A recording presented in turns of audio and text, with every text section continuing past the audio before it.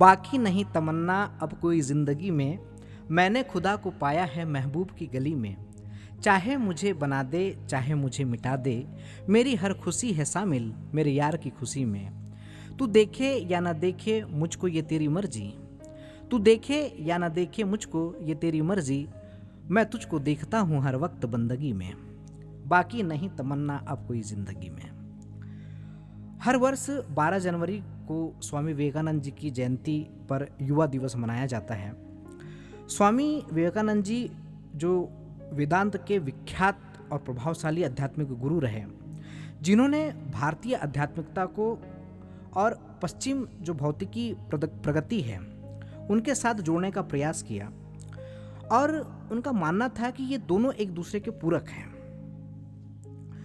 स्वामी विवेकानंद जी के जो गुरु थे रामकृष्ण परमहंस जी, वो शिरडी साईं बाबा का जो देहावतार का जो समय काल था, उसी समकालीन रामकृष्ण परमहंस जी का कार्यकाल रहा।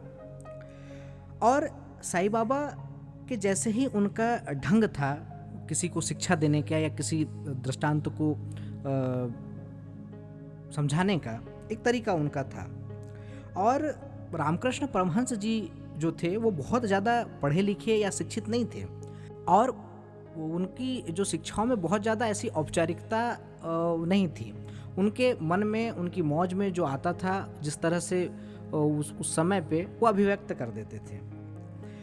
और चूँकि वो एक प्रबुद्ध विभूति थे, एक प्रबुद्ध चेतना, जब पहली दफ़ा स्वामी विवेकानंद जी अपने गुरु रामकृष्ण परमहंस जी से मिले, तो उनके बर्ताव को देख करके और उनके व्यवहार को देख करके वो बड़े अचरज में पड़ गए थे।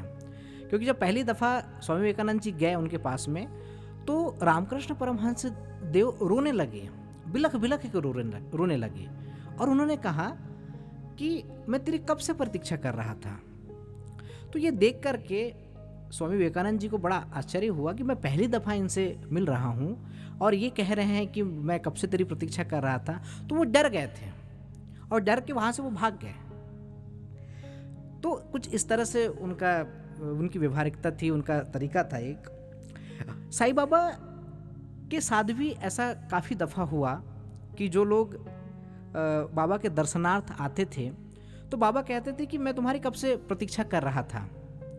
और कई लोग तो उनकी व्यवहार से उनको पागल ही समझते थे। साईं बाबा को प्रारंभिक जो दौर रहा, तो एक पागल फकीर की ही तरह वो प्रसिद्ध हो गए थे। तो लेकिन जब उनके सानिध्य को प्राप्त किया कुछ भाग्यशाली भक्तों ने, तो उन्होंने पाया कि ये तो स्वयं परब्रह्म है। तो ऐसा ही कुछ होता है दिव्य आत्माओं के साथ में, उनको पहचानने में, उनके तरीकों में, और उनकी जो कार्यशैली होती है वो बड़ी ही अलग होती है। आज की घटना का जो हम जिक्र करने जा रहे हैं, ये घटना आज के युवाओं के लिए बड़ी ही प्रेरणादायक हो सकती है, जो गुरुमुखी है और परमार्थिक मार्ग में आगे जाना चाहते हैं, आध्यात्मिकता में जो प्रविष्ट होना चाहते हैं। तो विश्वास और श्रद्धा क्या होती है और इसका क्या महत्व है, इसका बहुत बड़ा उदाहरण और बहुत बड़ी सीख जो है इस घटना में है। स्वामी विवेकानंद जी काफ़ी तार्किक, बहुत पढ़े लिखे और एक कुशल वक्ता थे, और वो इस बात को लेकर के बड़े ही अपने जो गुरु थे उनके परमहंस जी, इस बात को लेकर के थोड़ा सा विवाद था, थोड़ा सा मतभेद था कि हर बात में विश्वास नहीं करना चाहिए। थोड़ा व्यक्ति को तर्क वितर्क करना चाहिए किसी विषय में, किसी बात में, किसी भी बात को ऐसे ही स्वीकार नहीं कर लेना चाहिए। तो परमहंस जी जो उनके गुरु थे, वो कहते थे कि ठीक है भाई, ये आपकी अपनी विचार है, आपकी अपनी मौज है, लेकिन अध्यात्म मार्ग पे जो विश्वास है वही महत्वपूर्ण है। और जब एक दफ़ा स्वामी विवेकानंद जी ने अपने गुरु से एक प्रश्न किया था कि जीवन इतना जटिल क्यों है, तो रामकृष्ण परमहंस जी ने कहा था कि जीवन का विश्लेषण करना यदि आप बंद कर दो, तो ये जटिल जो जीवन बना हुआ है वो नहीं बना रहेगा।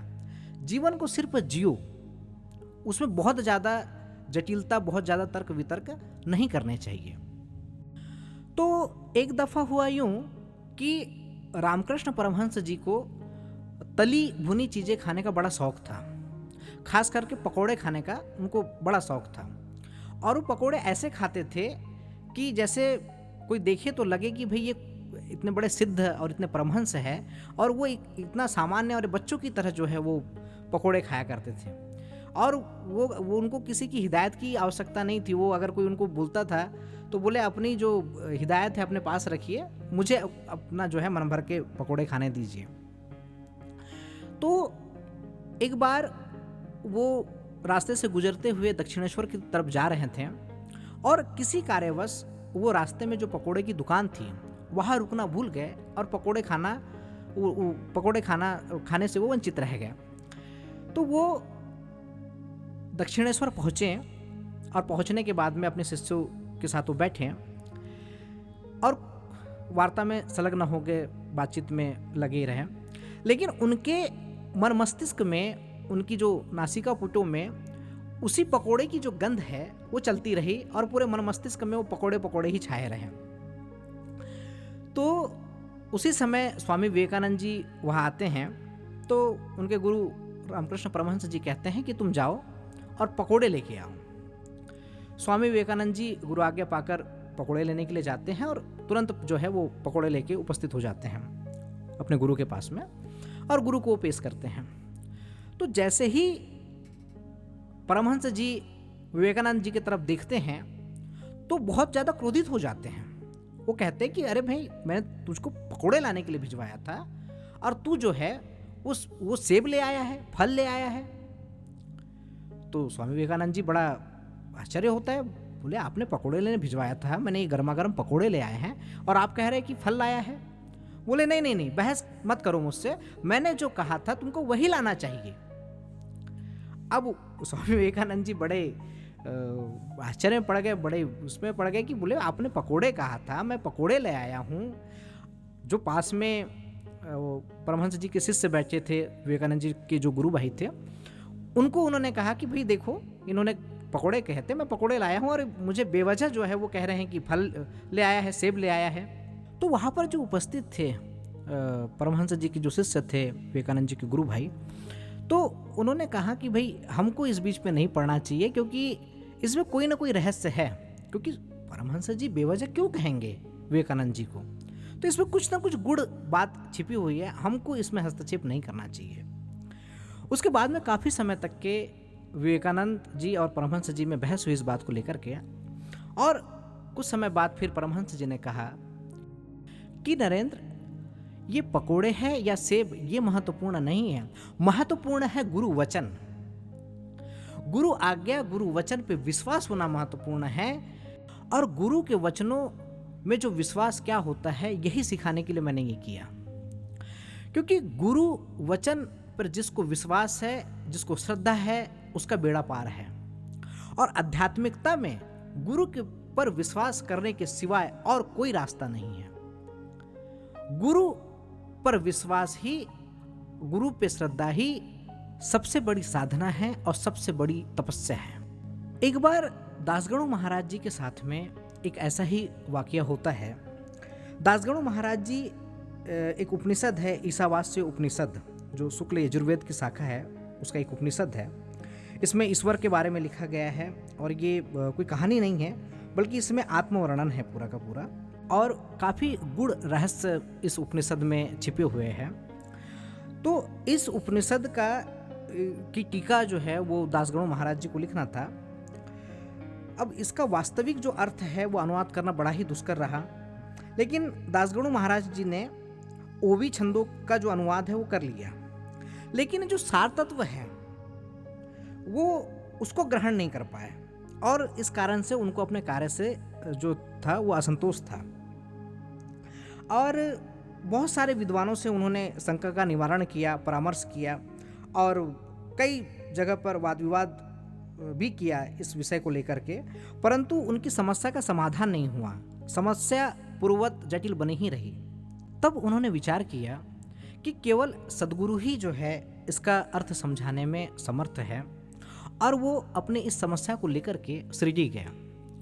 और जैसे ही श्रीजी जाकर के बाबा के समक्ष अपनी इस समस्या को उन्होंने रखा, तो बाबा मुस्कुराए और उन्होंने कहा कि गणु, इसमें इतनी परेशानी की क्या बात है? इसका समाधान तो काका साहब दीक्षित की नौकरानी भी कर सकती है।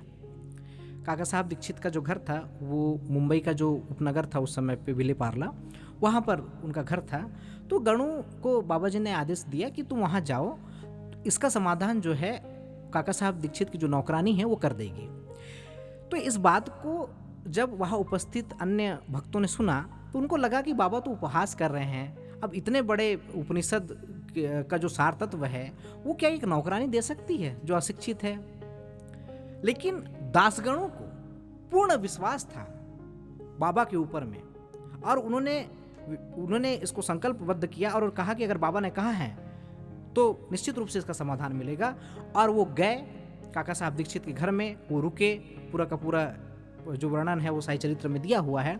और जब वो एक साड़ी देने को कहते हैं, नौकरानी जो उनकी थी काफ़ी निर्धन थी, फटे पुराने कपड़े पहनती थी, तो काका साहब दीक्षित को दासगणु जी कहते कि इनको एक साड़ी दे दीजिए नई, और नई साड़ी दे करके बड़ी वो खुशी से नाचती है, खुश हो जाती है। लेकिन दूसरे दिन फिर वो साड़ी को रख देती है और फटी पुरानी साड़ी पहन के फिर वो आ जाती है और उसी तरह से वो खुश रहती है। तो इस दृष्टांत से दासगणु महाराज जी को सार तत्व ग्रहण हो जाता है, सार तत्व उसको मिल जाता है उस उपनिषद का, और समस्या का उनके समाधान हो जाता है।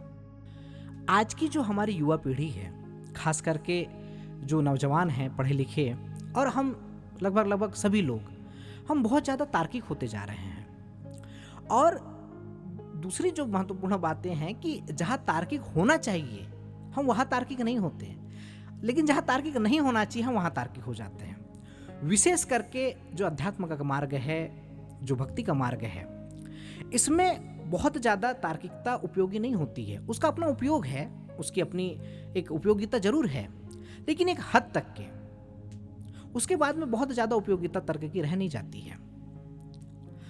इसलिए भक्ति मार्ग पर, अध्यात्म मार्ग पर बहुत ज़्यादा ऐसे पढ़े लिखे व्यक्ति आप देखेंगे कि असफल हो जाते हैं, और जो कम पढ़े लिखे हैं और जो अगर पढ़े लिखे भी हैं वो अपना सब कुछ भूल करके शरणागत हो जाते हैं सद्गुरु के, तो वो उनका जो जीवन है वो सार्थक हो जाता है और वो अपने जीवन को सफल बना पाते हैं। इसलिए जिसको अपने सद्गुरु के ऊपर में पूर्ण विश्वास है, उसके जीवन का संपूर्ण दायित्व, उसके जीवन का संपूर्ण कार्यभार जो है वो सद्गुरु के हाथों में रहता है, और उसके जीवन की जो रफ्तार है वो हमेशा सुव्यवस्थित रहेगी और संतुलित बनी रहेगी।